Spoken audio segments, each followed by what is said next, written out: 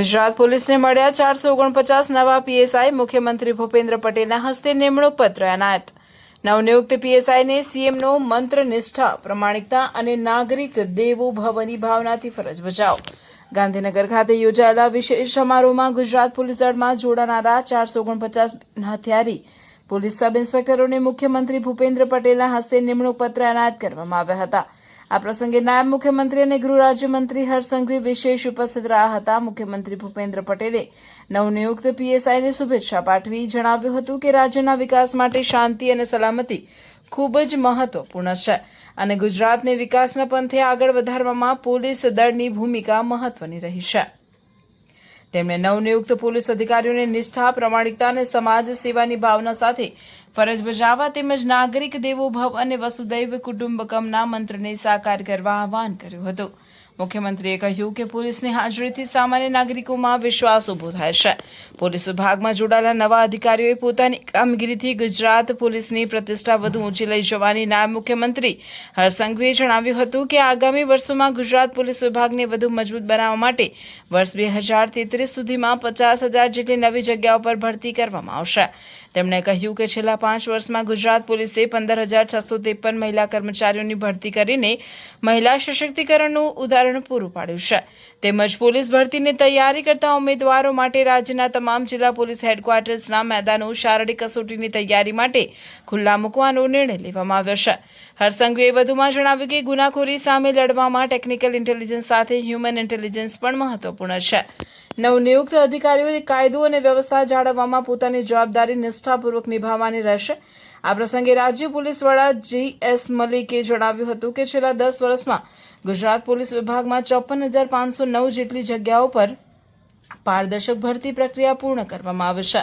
Gujarat police ભરતી બોર્ડના અધ્યક્ષ ડોક્ટર નિર્જા ગોટરુએ જણાવ્યું કે 449 પીએસઆઈની ભરતી પ્રક્રિયા સંપૂર્ણ પારદર્શક અને ઝડપી રીતે પૂર્ણ કરવામાં આવી છે. આ ભરતી માટે લાખો ઉમેદવારોએ ભાગ લીધો હતો અને શારીરિક કસોટી, લેખિત પરીક્ષા તથા દસ્તાવેજ ચકાસણી બાદ પસંદગી કરવામાં આવી છે. સમારોહ દરમિયાન નવા ફોજદારી કાયદાઓ અને પોલીસ તાલીમ પુસ્તિકાઓનું પણ વિમોચન કરવામાં આવ્યું હતું.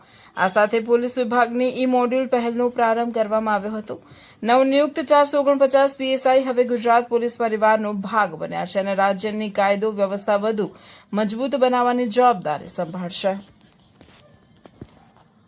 23 ભારતીય સાક્ષ્ય અધિનિયમ 2023, ફોરેન્સિક સાયન્સ, ક્રિમિનોલોજી અને કોમ્યુનિટી પોલીસિંગ અને સેન્ટ્રલ અને સ્ટેટ પોલીસ ઓર્ગેનાઇઝેશન, માનવ વર્તણૂક અને માનવ અધિકાર આ 5 પુસ્તકોનો સમાવેશ કરવામાં આવેલો છે.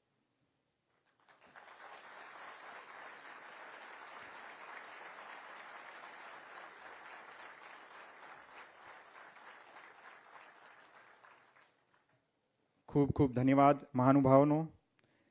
હવે આ કાર્યક્રમની સૌથી ગૌરવપૂર્ણ ક્ષણ તરફ આપણે સૌ આગળ વધવા જઈ રહ્યા છે.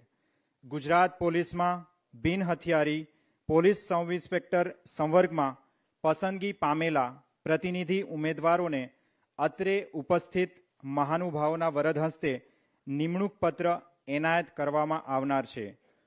આથી સર્વપ્રથમ આપણે આમંત્રિત કરીએ છીએ નિમેશ નાગજીભાઈ દેસાઈ. આપ પધારો અને માનનીય મુખ્યમંત્રી શ્રીના વરદ હસ્તે નિમણૂક પત્ર સ્વીકારશો. નિમેશભાઈ અમદાવાદના વતની છે.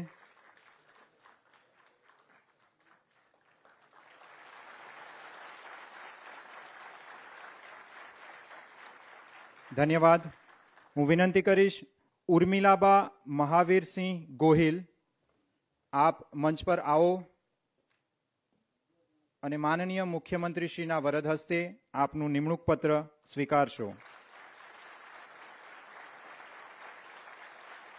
ઉર્મિલાબા કે જેઓ ભાવનગરના વતની છે. હું વિનંતી કરીશ મોહિત કિરીટભાઈ ધડુક, આપ મંચ પર આવો અને પોતાનું નિમણૂક પત્ર સ્વીકાર કરશો. રાજકોટના વતની છે મોહિતભાઈ. હું વિનંતી કરું છું શિવાની પરેશભાઈ સેજપાલ, આપ મંચ પર પધારો અને માનનીય મુખ્યમંત્રી શ્રીના વરદ હસ્તે નિમણૂક પત્ર સ્વીકાર કરો. શિવાનીબેન અમરેલીના વતની છે.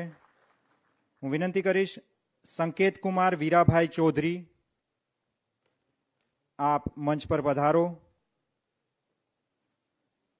આ તમામ ઉમેદવારોને અને તેમના પરિવારને પણ ખૂબ ખૂબ શુભેચ્છાઓ આપવામાં આવે છે.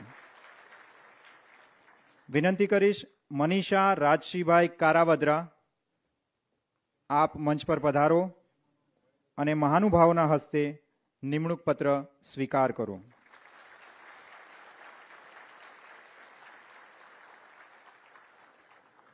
વિનંતી કરીશ અંકિત હસમુખભાઈ ધરવા,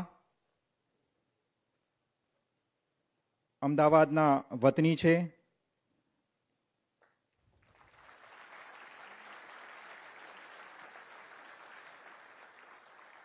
વિનંતી કરીશ કાજલ નાનજીભાઈ રાઠોડ, આપ મંચ પર પધારો અને નિમણૂક પત્ર સ્વીકાર કરો.